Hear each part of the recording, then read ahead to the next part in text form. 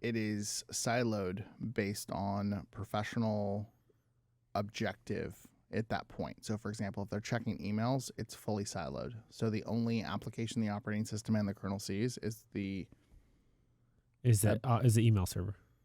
This is the email app. Could email be client. Gmail. Yeah. Literally just Gmail. That's the only thing that's logged in. And then they, in the same desktop interface, they can just jump into another synthetic session to go access YouTube. In the case of Linus, basically, think about it like so this. there's no hopping. There's no interoperability of sharing that data. So, for example, our risk analysis team, our insurance team, as well as our marketing team, who are dealing with this, who are higher risk, and we're also utilizing know before data of who's the most prevalent to be bad. Who's going to get spearfished? Yeah. It's pretty. Dude, that is so wild. So you basically take the concept of like it's containerization in the cloud, but then you're basically for doing apps it. on your computer. Exactly what it is. Yeah, it's literally, and again, if anyone is out there curious, just take a look at Cubes OS. Edward Snowden, not a huge fan, but I will say, hey, he did endorse it. It is pretty secure. It's open sourced. It's very well tested. And also, if you're looking to go even a level deeper, there are ways of even creating more barriers to that. Yeah, I think the interesting thing for just people out there who might have a laptop or a tablet or something installed, you basically, when you're installing an application on your computer, what you're doing is you're entrusting a developer to put software on your computer.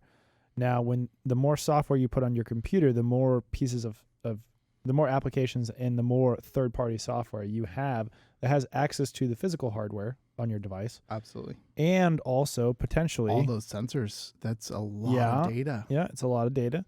And the other piece is, in the case of like Linus Tech Tips, they got some malware installed.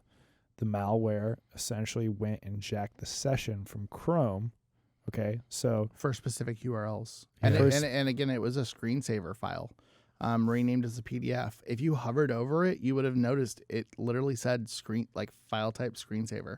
It was an SRC file that was executed. But again, people don't recognize that some of those weird, mundane things have crazy privileges when executed. Like, we're all aware that you don't click an exe.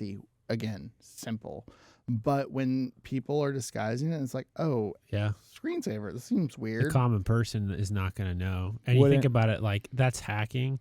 Like, yeah, it's getting hacked. That's knowing the operating system at Exactly. its core, like how the thing is actually But I think about it as more like that's kind of like It's the modern social engineering. It's social engineering. It's exactly what it is. I mean, the malware that they used was completely off the shelf. I mean, we've even played with it in our own demo environments. It's super basic stuff.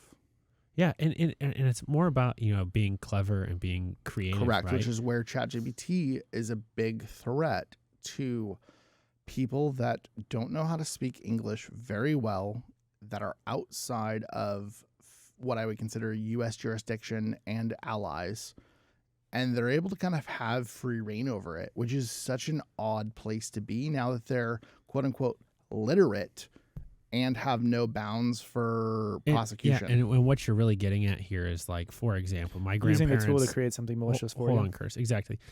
But my grandparents commonly does a good job blocking that, by the way. Yeah. Like, I tried to create an application that would literally peg my CPU, GPU, and all of my system resources. And it was like, no, you're not allowed to do that. It's a waste of energy, and that's not environmentally conscious. So